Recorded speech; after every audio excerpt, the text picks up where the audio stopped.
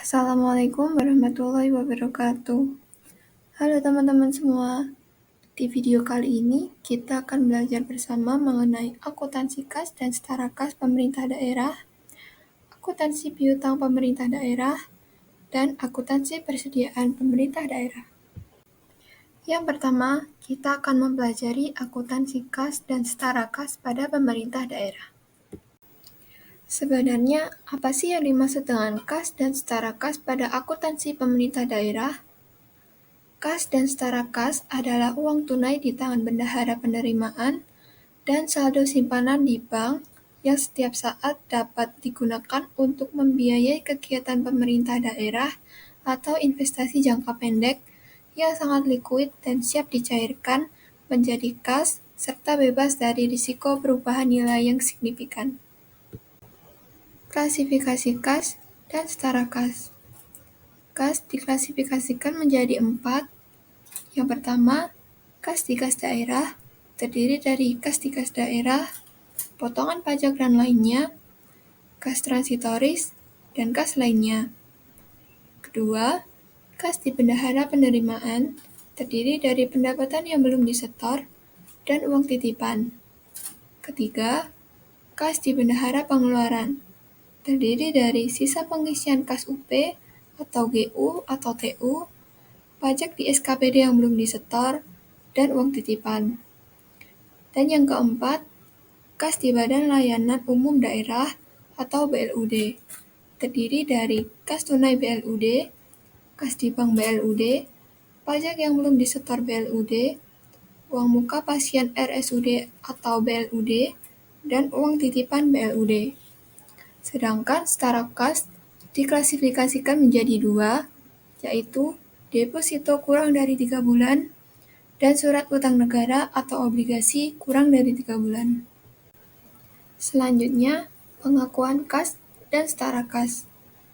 Kas diakui pada saat kas diterima oleh bendahara atau rekening kas umum daerah, dan pada saat dikeluarkan oleh bendahara atau rekening kas umum daerah.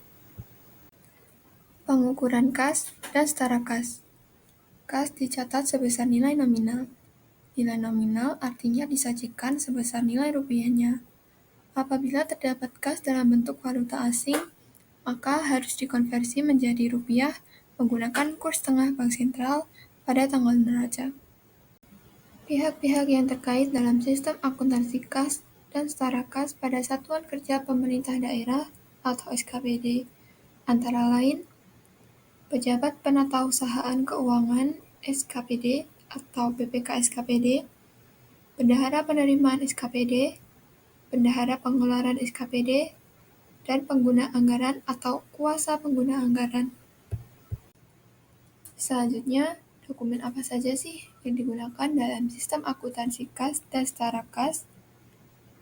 Dalam sistem akuntansi kas dan setara kas pada SKPD atau PPKD, mengikuti dokumen terkait penerimaan kas dan pengeluaran kas pada sistem akuntansi akun-akun pendapatan LO, beban, aset, kewajiban, dan ekuitas.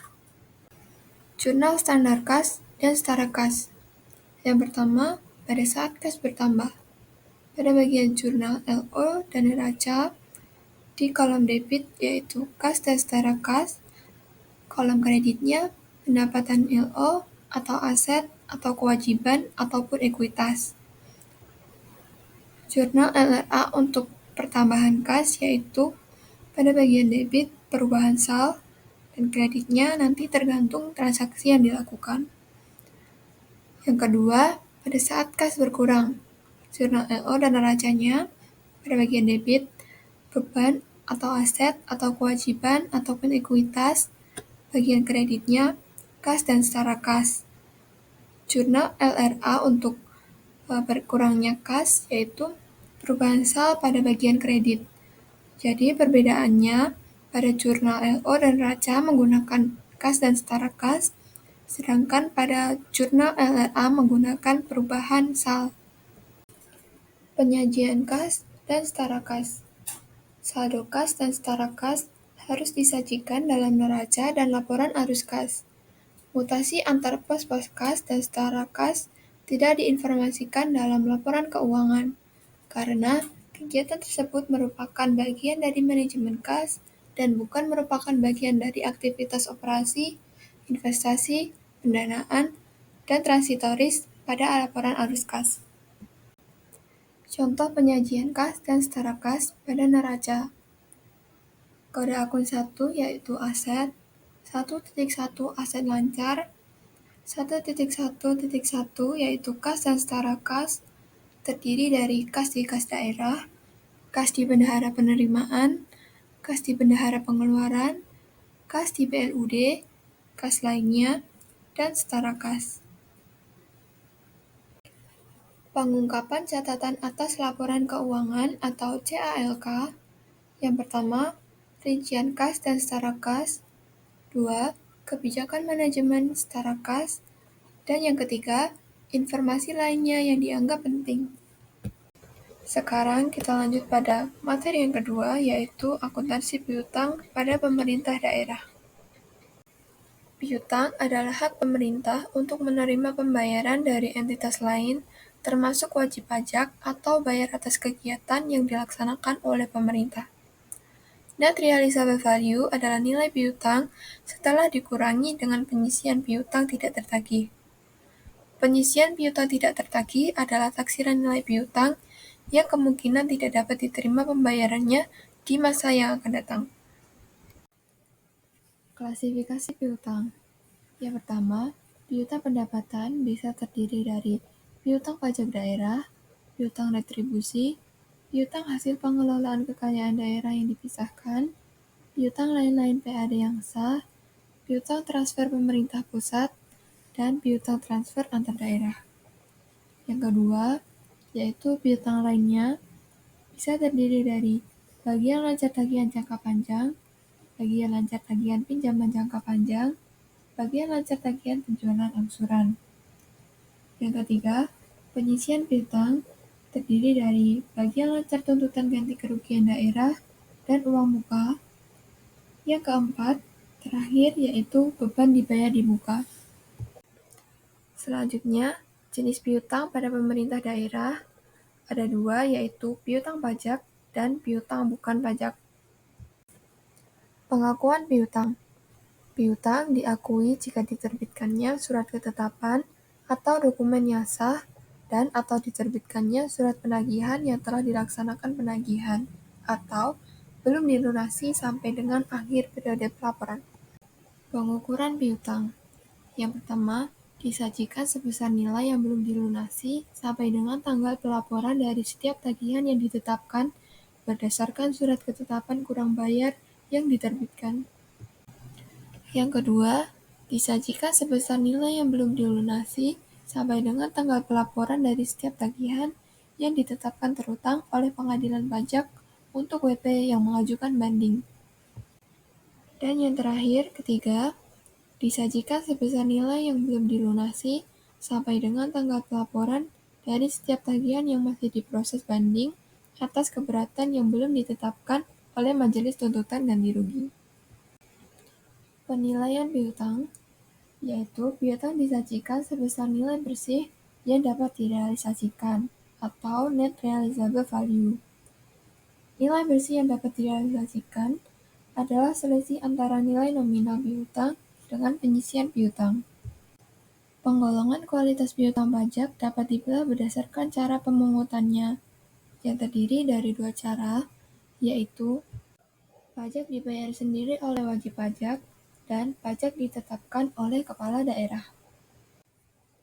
Selanjutnya yaitu penggolongan kualitas piutang pajak yang pemungutannya ditetapkan oleh kepala daerah dilakukan dengan 4 cara. Yang pertama, kualitas lancar dengan kriteria umur piutang kurang dari 1 tahun, wajib pajak kooperatif, wajib pajak likuid, dan wajib pajak tidak mengajukan keberatan atau banding. Yang kedua, yaitu golongan kualitas kurang lancar dengan kriteria umur piutang 1 sampai dengan 2 tahun, wajib pajak kurang kooperatif, dan wajib pajak mengajukan keberatan atau banding. Yang ketiga adalah golongan kualitas diragukan dengan kriteria umur piutang 3-5 tahun, wajib pajak tidak kooperatif, dan wajib pajak mengalami kesulitan likuiditas. Dan yang terakhir yaitu golongan kualitas macet, dengan kriteria umur piutang di atas 5 tahun, wajib pajak tidak ditemukan, wajib pajak bangkrut atau meninggal dunia, dan wajib pajak mengalami musibah.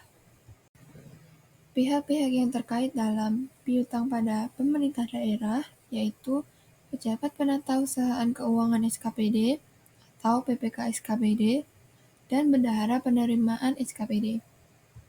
Sedangkan dokumen yang digunakan dalam mencatat piutang yaitu Surat Ketetapan Retribusi Daerah atau SKR Daerah, SP2D atau Surat Perintah Pencairan Dana, dan dokumen yang dipersamakan.